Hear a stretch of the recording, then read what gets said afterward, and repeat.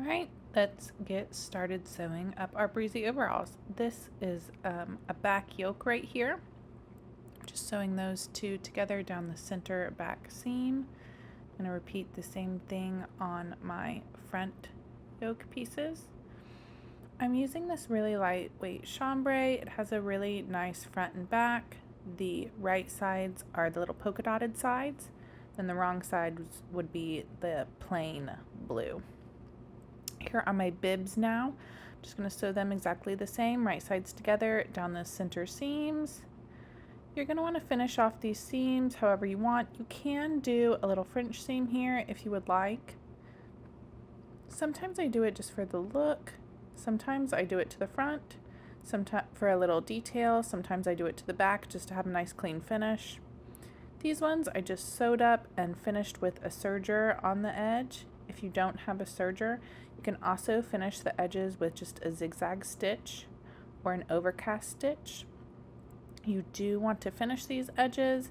If you don't do a French seam, which encloses that little raw edge, if you're not enclosing it with a French seam, then you do have to finish your edges or they will fray. So make sure you finish those whatever your favorite way is. Did not line the bib on this one. My vintage overalls have a lined bib. I did this because I really wanted these to be super lightweight for the summer. And I didn't want to wear 2 layers of fabric on the front and the back bib, so 1 layer it is. All right, now I am just pressing it. You need to make sure and press all of your seams when you are using a woven fabric, okay? I'm going to top stitch this seam. I always top stitch all my seams pressed to the wearer's left side. So just hold it up like you are wearing it, and then you press it to the left. I do this on the front and the back, so they all go to the left. It's just one of those things where that's the way it usually is done, and I just keep on doing it that way. If you want to press them different, it doesn't really matter. So there's the front, and here's my back bib. When you're pressing your seams, what you want to do is you want to press the seam to the left, press the seam to the right, then turn it over and press it from the right sides and kind of wiggle your iron along that seam to make sure it's fully open all the way. There we go.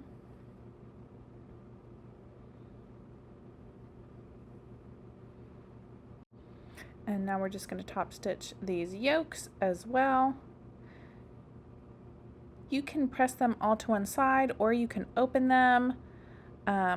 You don't need to finish your seams on your yokes. They will be enclosed fully. So no need to finish these edges and add any kind of bulk. You can trim them down if you want to trim them down. I didn't trim mine down. Whatever your preference is there. If you're using a really loose weave woven fabric like linen, I highly suggest leaving your full seam allowances always. I only have a 1/2 inch seam allowance, which is a little tiny bit smaller than the traditional 5/8. And when it's a loosely woven fabric like linen, it tends to fray so much easier. So you never want to trim your seam allowances down because you're just risking them fraying much more. Here are my straps. I pre-pressed them. I pre-press all my stuff that needs to be pressed before sewn before I ever even sit at the sewing machine. I also like to trim these little corners down just because it takes a little tiny bit of the bulk out. So I just trim the corners that I folded down. Just a tiny little triangle off.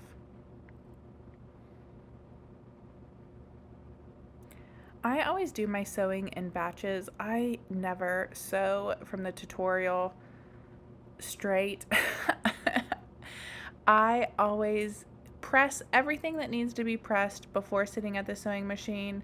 and I sit down and I sew all of those things, and then I get up and go to the iron again, and I press everything again. So I start with pockets, straps, the bib, the first step on everything, then I press everything, then I go and do the second step on everything, then I press everything, then I go do so I do mine a little bit out of order, just makes sense for me. Might look like chaos to somebody else, I'm not sure.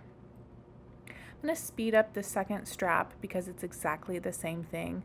I like to top stitch all along the open side first, go around the bottom, and then I prefer to top stitch along the other side too. You don't have to, it's not open.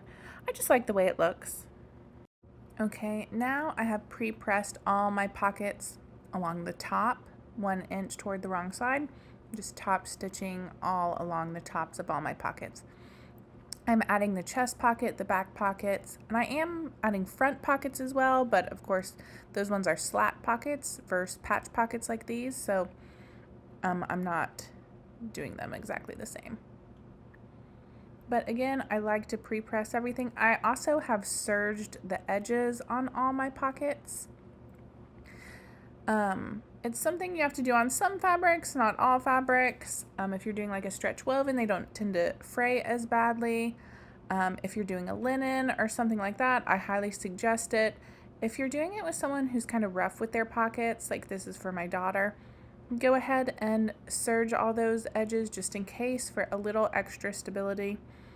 For my own, if this was for me and I was doing it in a chambray, I might only serge the top edge. You know, it's just whatever you think it needs. If you're not sure, go ahead and finish all the edges just in case. Here are the front pockets. I'm just putting my front pocket lining piece, right sides together, to my front. And this is kind of, you know, where you stick your hand in for the pocket. Just going to stitch along here. And you want to make sure you're creating mirror sides always on anything on the legs. You want to make sure you're paying attention. Mine has a nice clear right and wrong side, so it's super easy. Some of the fabrics that I used, a lot of woven bottom weights are known for, you know, you can't tell the front from the back very well. None of my linen blends you could tell at all. So make sure you're marking them or just paying really close attention, and you're creating 2 mirror images, so 1 left leg and 1 right leg, right? Don't want to accidentally sew up 2 left legs. Okay, I took all of that to the iron, and now I'm ready to do my second step and everything. Again, this is out of order from the tutorial, but this is the way I actually sew these up, so I just thought I would show you exactly how I actually sew them up. Hopefully it's not too confusing. If you need a certain part, if you're stuck on a certain part, you might have to kind of skip through to see that step. I'm sorry if so. If you've never sewn like this with your ironing and sewing in kind of little batches, you might try it out. Maybe you're like me and you love it. Maybe you're watching this video and thinking, why in the world doesn't she do it in the order? You know, whatever, to each their own, right? Just pinning the back pocket onto my pattern, following the markings that I marked when I cut it out. My favorite way to mark is using one of those Frixion pins or markers. They go away with heat. You want to make sure you test it out on a scrap piece of fabric first, because sometimes it will bleach the fabric a little bit. The ink will be gone, but it'll bleach it a little bit. So I always test out a little bit beforehand. But those are my favorite, because then when you iron, which you know you're gonna iron after anyways, it goes away, and that's it. That's all you have to worry about. And there's all different rainbow colors, and so there's usually always a color that works good for your fabric. But you can use chalk, pens, anything you have to mark the placement.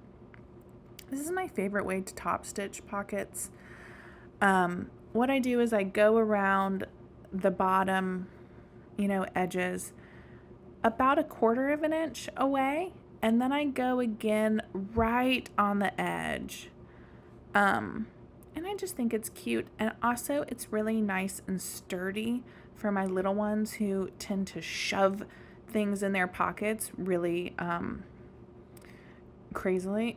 They're really rough on their pockets, so this helps kind of reinforce all of that stitching, and it also gives another line to fraying as well. So if they're really rough on their pockets, you can try this stitch out.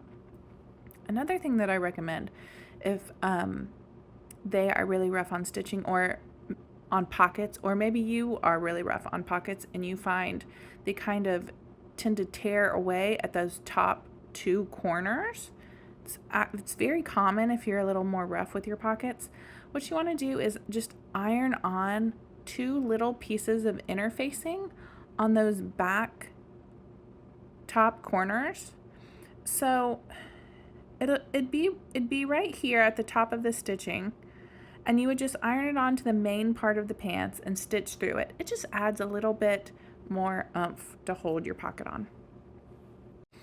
Okay, now we're going to move on to adding our chest pocket on the front bib piece. What I like to do is press my chest pocket in half so it has a nice center crease, and then I align that to my center seam, along with using the previously marked markings from the pattern piece. This just is one more security blanket that I get this smack dab in the middle of this pattern piece where I want it. So if you're like me and paranoid that it might be slightly off-centered, you can do that too. Just gonna pin it on and top stitch it exactly the same way I did the back pockets. Again, you can top stitch in whatever way you like. I do the same where I do it 1/4 of an inch away and then right up on the edge. I just like the way it looks, and I feel like it's a nice sturdy top stitch for little ones too.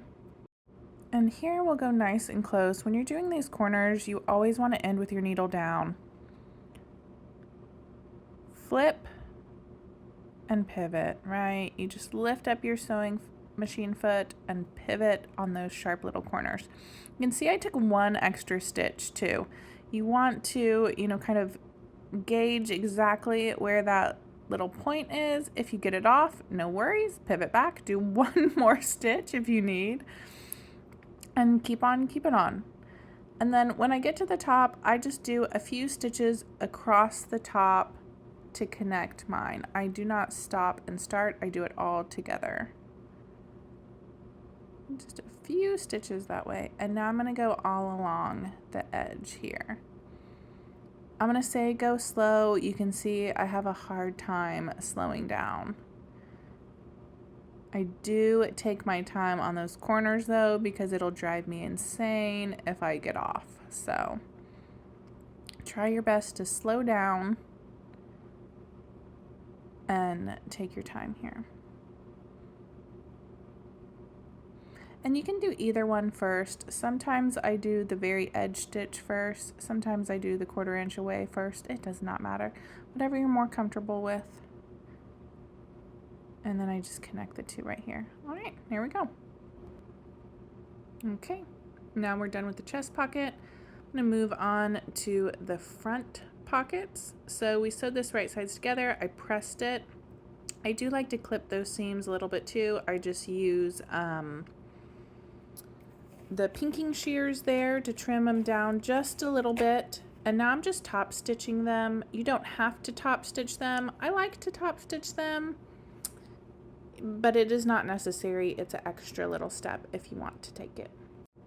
One note, if you do not top stitch though, I highly recommend finishing that seam since it's not going to be enclosed. I trim mine and enclose it in the top stitching. If you're not going to do that, you do need to finish that seam right there so it doesn't fray on you. Now I'm sewing the pocket piece to the lining. They just match up nice and perfectly and easily on that curve along the top and sides of the shorts. I'm just doing a nice simple stitch here, and then I'm going to finish the edges. You can do a French seam here if you want it nice and fancy. I didn't. I just did it the quick and easy way. Okay, I serged that seam, and now all I'm doing is aligning everything, pressing it, and I'm going to baste the pocket to the main pants along the top edge and the side seam. This just helps keep everything in place when you're sewing seams later on. Basting only takes a few seconds. It's nice and quick and easy. It does a better job than just pinning or clipping it. So I highly recommend taking the very few seconds it takes to baste here and not skipping it.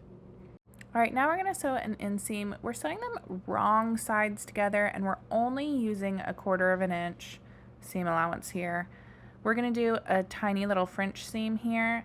And I did this in the tutorial because this seam, the inseam, gets a lot of stress. And since I was recommending kind of linen and chambray and all these lighter wovens, I thought giving this seam a little extra stability and strength might be helpful in this inseam area. You can do this to any of the seams you want if you want stronger / prettier seams. So now I flipped it right sides together. I highly recommend you press. I didn't, since I didn't want the video to be 1,000 years long, but I do recommend you press, and then you're gonna do it right sides together and you're just going to sew it at another 1/4 of an inch. You do have to trim your seam down scantily. You just want to trim it very scantily. A traditional French seam uses a bigger seam allowance. I didn't want to change the seam allowance because I didn't want anyone to have to do this kind of seam. If you don't want to do a French seam here, you absolutely can sew it regular without even thinking about it. I didn't want to change the seam allowance because I know a lot of sewists don't read instructions. That's okay. So I wanted to keep the seam allowance the same in case someone is putting these together who knows how to put together pants and who doesn't read the tutorial. If you want the French seam, you can do it. It's a very beautiful seam, and it's a little bit stronger as well. Just sewing that outer seam now, just lining them up and sewing them straight. I did this one just completely regular, a nice straight stitch, and I'm just gonna serge the edge to finish as well. I like to top stitch this outer seam from the top edge to about the hip, which I usually do to the bottom of the pocket if I did front pockets. It is optional, it's not necessary, I just like the way it looks. I think it kind of holds that thicker pocket seam slightly better. You'll see that when you put front pockets in, you know, it's got 3 layers on that little pocket part on the side seam. Kind of tends to be a little heavier, especially if you're using kind of a drapier fabric. It might drape to that point. I just find that top stitching helps just a little bit, make it look just a little bit prettier. I don't know if it's in my head, but I liked it, and I almost always do it to all my pants. So there we go. I've got one leg. I'm just going to repeat the other leg off camera, and then we're going to put them together. You turn one inside out, one leg inside out. The other one you're going to keep right sides out. It does not matter which one is which. And you're going to slide the one that is right sides out inside the one that is wrong sides out. So they should be right sides together. I'm going to pin along the crotch seam, and then we're going to sew along the crotch seam. This is another seam that tends to get a lot of stress. So if you want to do a little French seam here, you can. It's a little more challenging because it's along a curve, or I recommend not taking your seam allowance down at all, like I do on almost all the seams, and finishing it and top stitching it. The top stitch will also help it from fraying and give it a little more strength. So that's what I'm going to do here. I do not do a French seam here. Just do a regular old seam. These are pretty loose, so they shouldn't have too much stress because the Breezy overalls are so loose. They hang down a little bit lower. They're really loose. They have positive ease everywhere, so they shouldn't be strained very much. But to be cautious, I always top stitch it.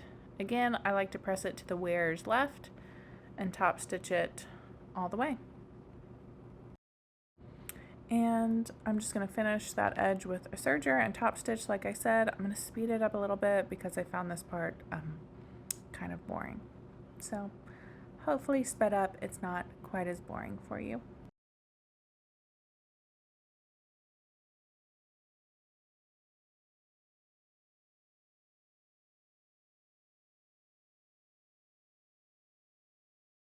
Okay, back to the bib.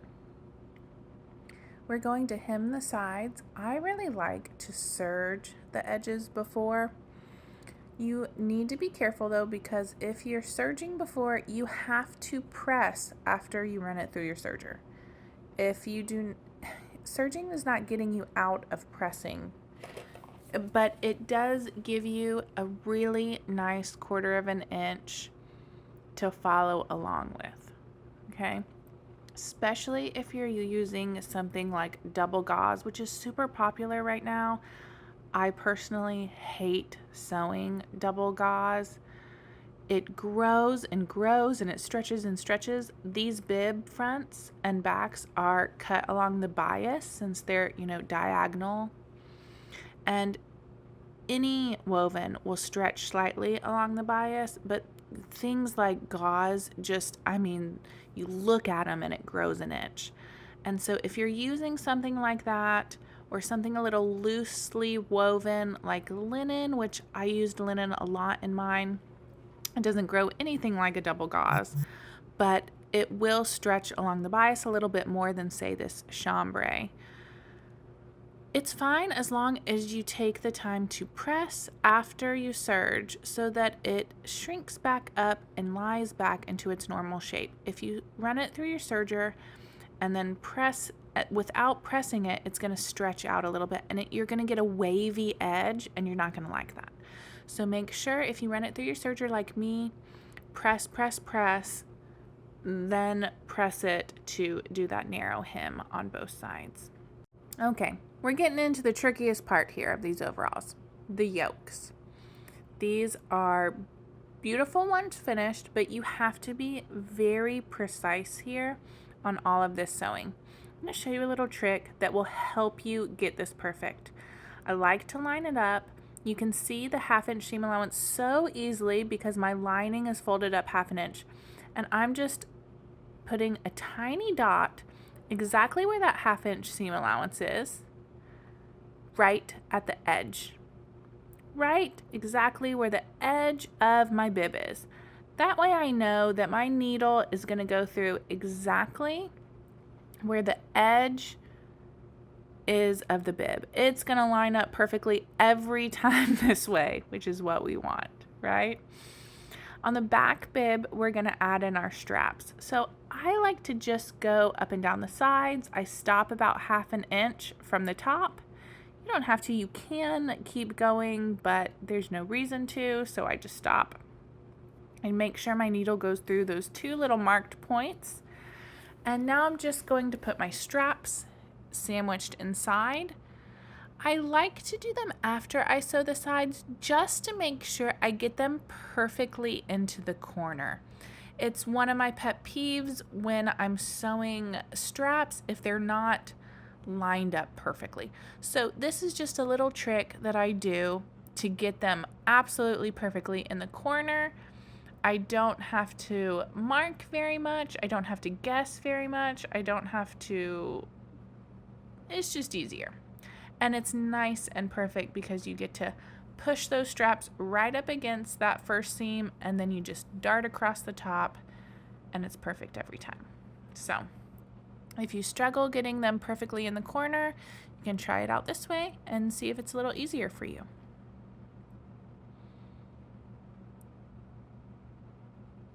Once you're done, you're going to want to trim down all of these seam allowances here. I just grabbed my pinking shears real quick.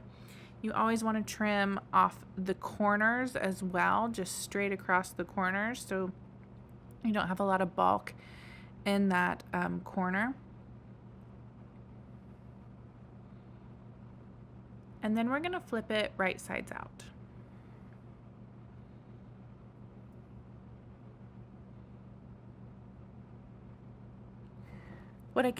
What I don't show is that you really want to give this a really nice press. I'm using my little bamboo stick here, just to press those corners out nice and sharply and perfectly. I finger press it as best as I can, and then I go and hit it with a lot of nice press, steam, whatever the fabric can handle. And I like to press in these seam allowances at the bottom corners. I like to press them in as well. All right, now I am very, very carefully aligning my center seams. That's something that your eye will catch really easily if it's off. So I usually pin it together and then flip it up, double check, and then flip it back down. Just because if they are off, it's really easy for our eyes to see those seams not aligning. So just make sure you're really careful there when lining those up. You're wanting to align the very edge of the bib right to your seam line right here. Your needle wants to be right below that folded up edge on the lining. You're just going to kind of hold the lining out of the way while you're stitching your line right here. And again, you're going to meet right at this corner. If they don't align, you're not going to be happy. So make sure to take your time aligning these edges really carefully on this stitch. So what we're going to do is take this over to the iron, and we're going to press these seam allowances up and the corners in, and you can already see this lining will cover up that stitch line, and it's going to look beautiful.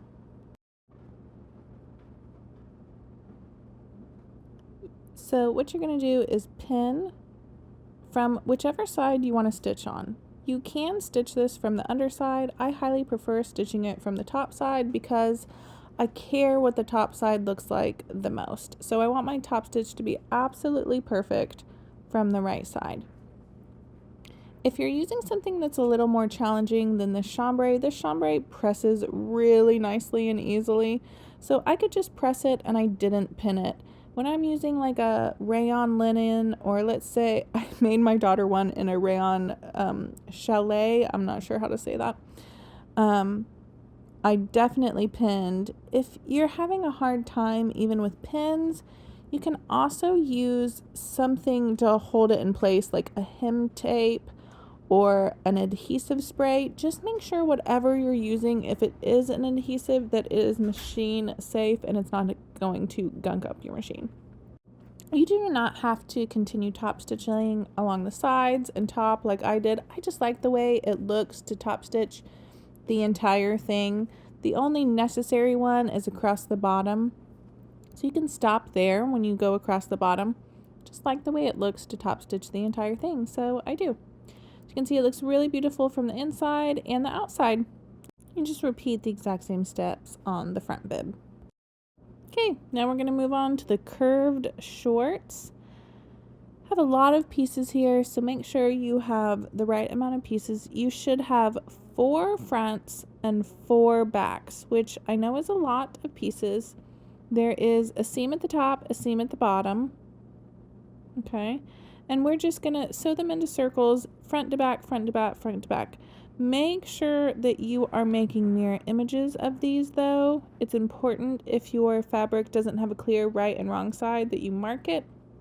It's also important that you mark the inner thigh. I have a little marking on the inseam of the pants. It's not as important because you can tell which one is the inseam. But there is also a little marking on the front and back curved cuffs. It is very important that you mark this and that you keep it marked all the way through your stitching. Okay, we just want to make sure we're creating a right leg and a left leg, and it's really easy to kind of flip them upside down and get them confused. So make sure you mark that and keep it marked the whole time. Now that we have essentially 4 circles, what we're going to do is put them right sides together and stitch them along the top. That way we will then have 1 left leg and 1 right leg after we do that. I like to press my seams open on these just keeps the bulk down.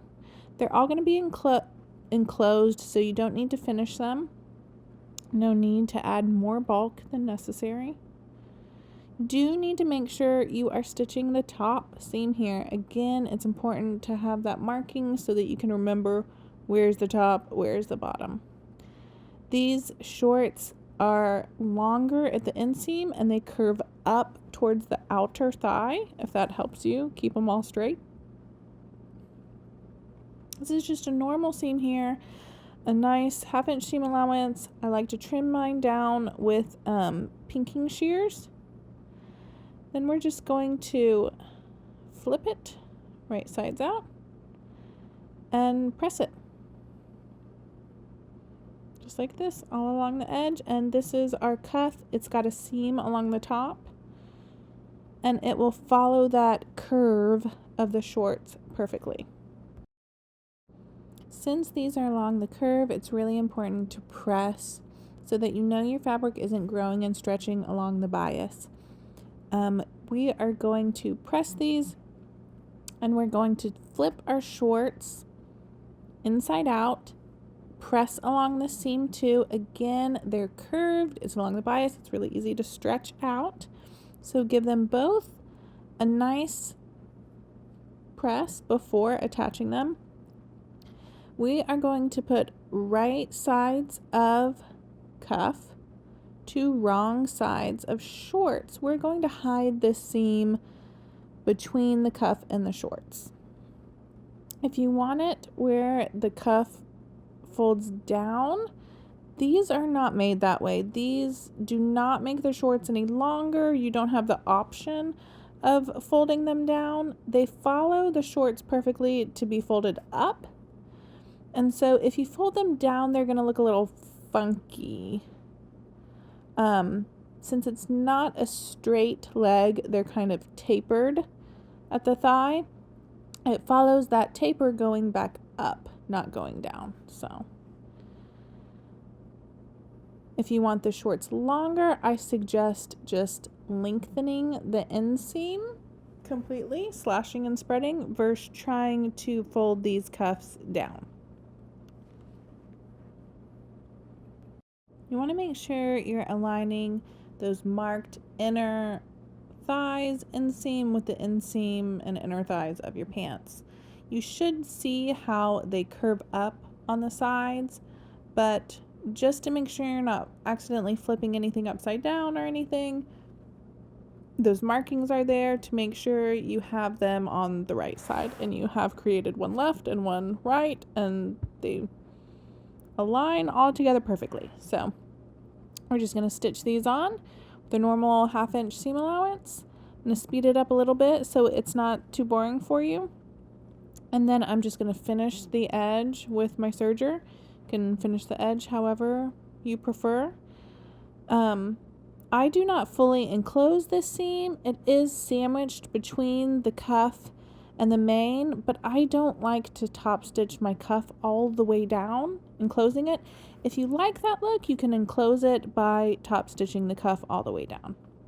If you're not going to, like me, make sure you finish your edge. Okay, we're going to press both our seam allowance and our cuff up so that our seam line is at the bottom. And press, press, press, press, press. Okay. Once we've pressed, what we're going to do is stitch in the ditch at our inseam and our outseam. And then what I like to do is kind of hold up my shorts, give them a little shake, shake, shake to see where else I need to tack them. Depending on the size and the fabric, some fabrics, some smaller sizes just need one tack kind of in the center front, maybe 1 to 2 on the back. The bigger the size and the drapier the fabric, the more places you're going to want to tack these cuffs down. Now again, you have the option of just top stitching the entire cuff down if you like that look. I love that it's a real cuff and that it's not top stitched down. So I will just tack it until I'm happy.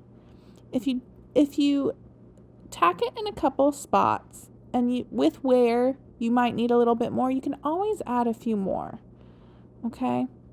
Now I am just absolutely eyeballing these tacks for my daughter. These I think were my 6th pair that I sewed her.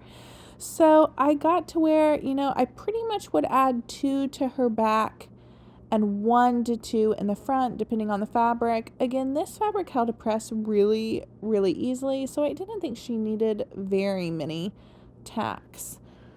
I usually need way more in the back than the front, personally. So I'll usually add about 2 to the front and maybe 3 or 4 in the back to try to keep the back from falling down. There we go. Our cuffs are all done. Now we're going to attach the bibs to the shorts.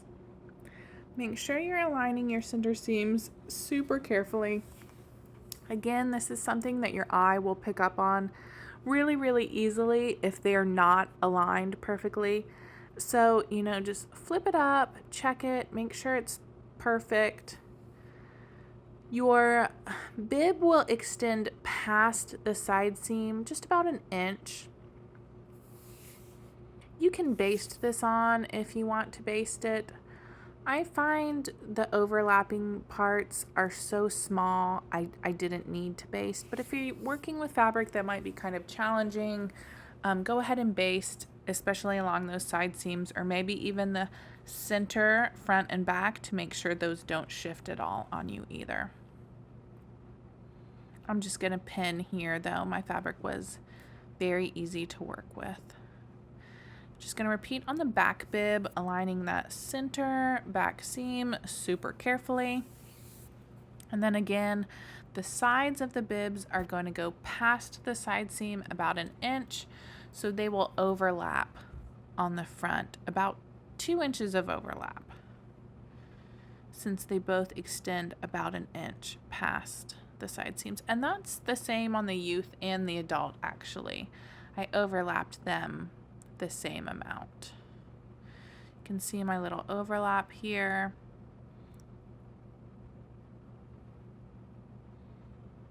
There we go. And we are almost done. This is just a normal seam here. Nothing fancy. You can do a fancy little French seam here if you like. I did not do that in the tutorial, but you're free to do a fancy little French seam on any of these seams if that's what you like. I'm just going to stitch it with a normal old 1/2 inch seam allowance here, and then finish the edge with my serger, leaving the full seam allowance again. Like to do that with wovens. It's just a little more cautious against fraying, and plus then if you ever find the need to take any of your seams out, you have a little bit of wiggle room if you need to take your seams out, which is always nice on a woven since they don't stretch to accommodate any kind of fluctuation. I'm going to speed up my stitching here real quick just because I'm bored watching myself go slowly. Okay, and after I finish the edges, you're just going to press your seam allowance down towards the pants. And optionally, but I highly recommend it, top stitching the stitch. I did overlap the bib enough to where it is not fully necessary to top stitch your seam allowance down. Even if you do not top stitch and your seam allowance flies up, it should not show because I overlapped the bibs enough. But I highly recommend just top stitching it down so that it doesn't peek out the sides, just to be cautionary. Make sure your seams are staying down there where they're not seen. And you can top stitch this with a tight little 1/8 of an inch top stitch, or you can do it a wider 1/4 of an inch, whatever you like the look of. If you're doing a drawstring waistband, I believe I'm going to do a video on that as well. You can hop over and search for one, see if I did that. I have all good intentions of doing one, so hopefully it's there for you. Some of my serging got caught in my seam here is what I'm trimming. My serger tail got caught in the seams right there, so just trimming that off. We are super close to being done here. All we're gonna have to do after this top stitch is do some kind of strap holes on the front bib. I have been loving the grommets. I think I did grommets on all of mine, but you can also do buttonholes if you like the look of buttonholes. If you need help doing grommets, I'm sure I'll do a video on that as well. And I think we have an entire blog post all about buttonholes. Both your yoke pieces have interfacing in them already, so that will start you off great for buttonholes. In the tutorial, I suggest 3/8 inch grommets, so you can grab the same size button, 3/8 inch button for your buttonholes, and know that they'll fit the straps nice and perfectly. I hope you had a good time sewing along with me. I hope you enjoy your Breezy overalls. Me and baby girl have been loving them. Don't forget to share yours.